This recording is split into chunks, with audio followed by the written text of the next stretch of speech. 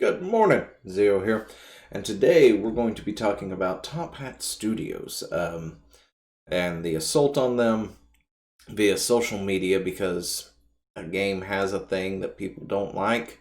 Anyway, grab yourself some coffee, sit back, relax, and let's get into it, shall we?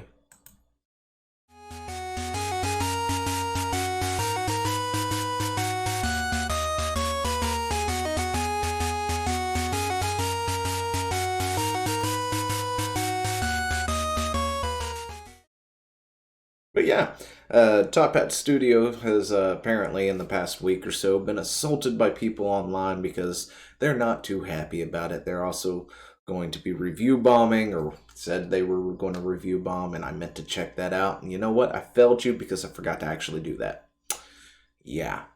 So this is like the third time I've decided to have to record this because I keep forgetting to turn my mic on. So it caught absolutely nothing.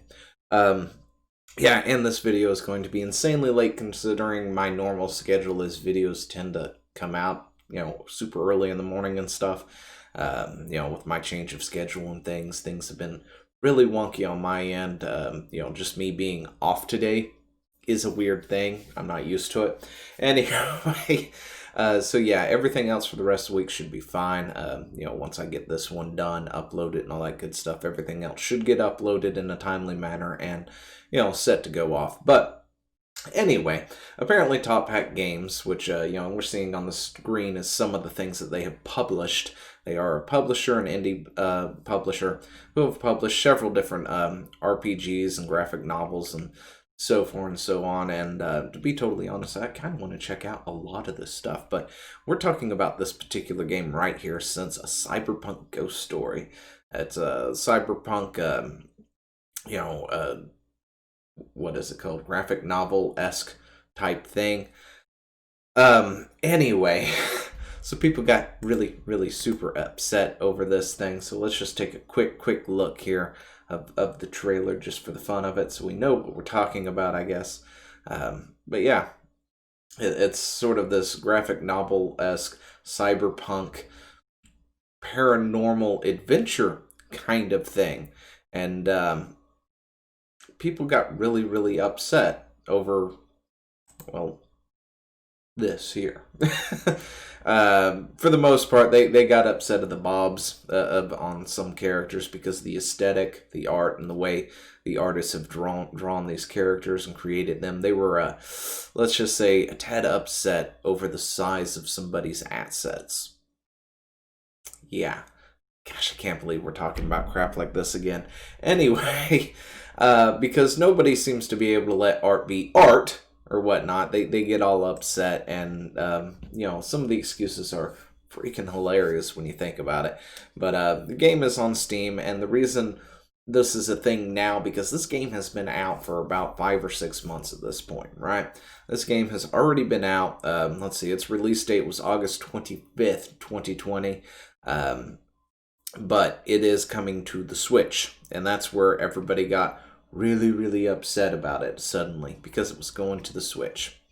Apparently, when it comes to Nintendo, we usually think it's a family-friendly console, which, holds true in a way, right? The console's first-party titles like, Mario and stuff, Mario Kart, things like that, Mario Party, a lot of those are family-friendly, esque games. Even you'd say something like Star Fox or something, generally doesn't have a whole lot in it that would make somebody, question whether or not their kid or something can play it or whatnot, because a lot of this stuff is rated E10 plus or E for everyone, because that's just what Nintendo does. However, over the years, Nintendo has kind of swapped places with Sony, where Sony wants to censor everything.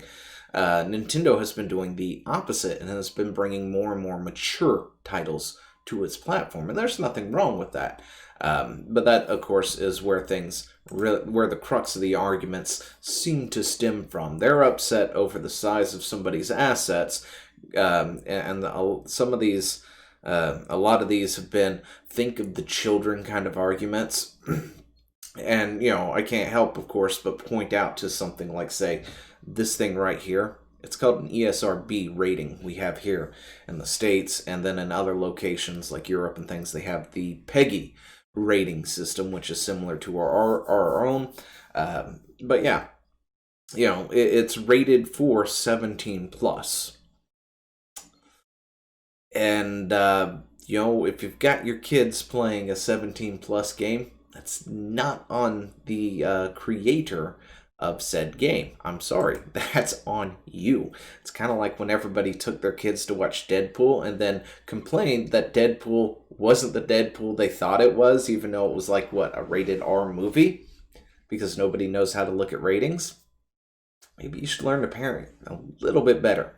Anyway, it is developed by Suzuko, and it is being published by Top Hat Studios. So everybody went on this attacking tirade onto essentially Top Hat here, and this, of course, has been conveniently put together of all this stuff, although they've blanketed out everybody's account names and stuff. Honestly, if you're going to have bad behavior on the internet, I wouldn't do that. Sorry about that. But no, seriously, if you're going to sit there and have people who are going to throw you death threats and stuff like this, or what's this one? We'll just pick one out. Rotten heck. Absolute sick of you feeling okay encouraging rap and violence against women and children. Misogynistic dogs. Like, seriously? Really? It's a mature rated game, for crying out loud. What do you expect? Disgusting. Hope you get shot. Effing words that I can't say that because, certain things don't like it apparently, and we're in this nice censorship wave because why not? Anyway, go ahead, pause it, read it if you want to, or you can go down into the description down below. I've got this, of course, linked for your convenience to go look at all this stuff. But, if you're going to actually take the time to highlight this and show it off to the people like Top Hat Studios is doing, I honestly wouldn't censor their names. I mean, that's just me. I would put it out there for everybody to see. These are the disgusting individuals on Twitter and wherever else who are sending these kind of things. Top Hat, of course, did respond. We did not want to make this post as to not accidentally incite a search for these posters and cause further fights. Well, look, if they're going to do it and you're going to provide evidence, which is something that a lot of people always ask when somebody online, a notable personality or something claims, or a developer claims they're getting death threats, the one thing we never actually see are the death threats, right? Like the one I read about getting shot in the head. We don't see those because they conveniently leave them out, and it makes you wonder, well, did you actually receive said threats? Or did somebody just say, I really hate your stuff, and leave it at that? Luckily, Top Hat did show us a lot of these threads. They've got several pictures here. A lot of pictures here of these threads. And, that's fine. You don't want to incite people to go find them or whatnot. That's their prerogative. Honestly, I think everybody should be made well aware of these kind of a-holes out there, and know that these are horrible, horrible people, and you should not be associating with them.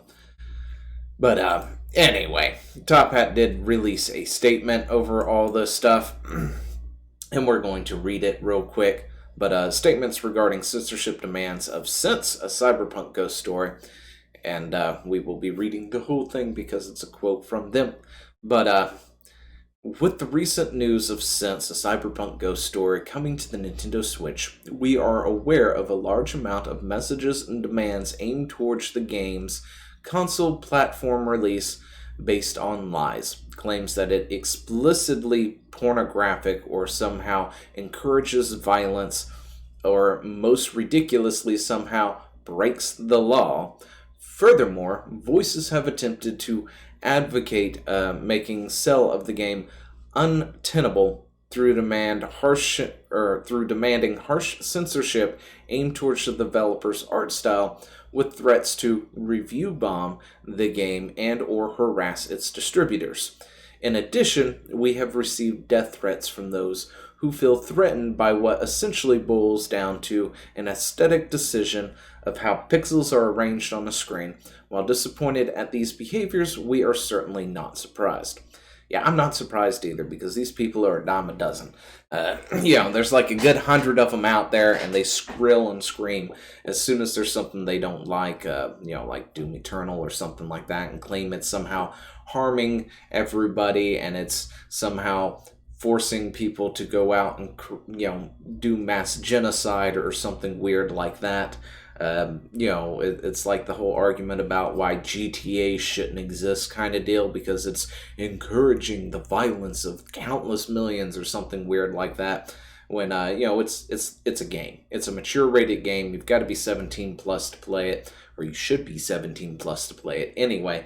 And if you can't tell the difference between reality and fiction at that point, maybe we really do need to open up a lot of more mental health at places here in this country, because there's a lot of people out there who still can't tell the difference.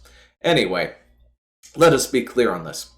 We will not censor the game because of self-centered cowards who care solely about grandstanding. We categorically and absolutely refuse to restrict creative expression.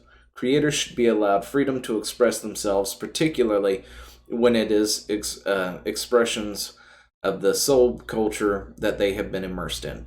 As a cyberpunk game, since uses imagery and themes related to a future of hyper-commercialized, over-commodified imagery as part of its cyberpunk theme and inspiration, this is reflected in all character designs.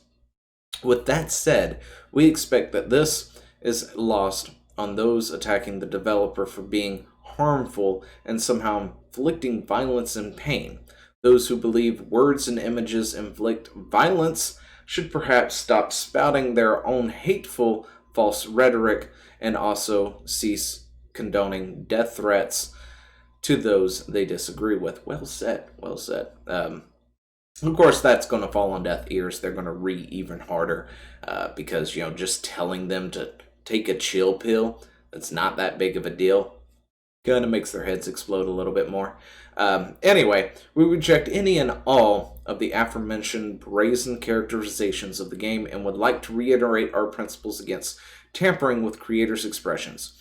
We would also like to reiterate that this game is rated ESRB-M 17 plus and PEGI 18. Yeah, that's what it was, PEGI 18. I couldn't remember if it was PEGI 17 or 18 for their thing. This is not an AO game, and for those who don't know what AO, it is adult only. Those games do exist, by the way. They're very few, but they do exist. And not have any laws nor have any laws been broken, as some social media commenters have ridiculously claimed out of their bias. This game's rating reflects the target audience, and yet this fact is lost on those who have been led by a will to blindly crusade against their false perceptions. Once again, since a cyberpunk story is rated 17 and 18, PEGI ESRB, the game will release as planned and without censorship on the 7th of January 2021 for the Nintendo Switch. It can be pre-ordered and preloaded now on the Nintendo eShop. The game has passed QA on other platforms, and release dates have been decided. The game will not be censored. We categorically refuse. And I can't read. If you're new to the channel, by the way, I can't read jack. Anyway, I hate reading so much at once. But yeah, subscribe to the channel if you hadn't already. Let me know what you think about all this down in the comments below. And I think that's all I've got. So enjoy. See you in the next one. Hey, thanks for watching. Don't forget to leave a comment, smash that like button, and always subscribe for more. And of course, there are other videos floating around somewhere on the screen, so click one of those and see if you can find something that suits your fancy. Till then, I'll see you later. Bye.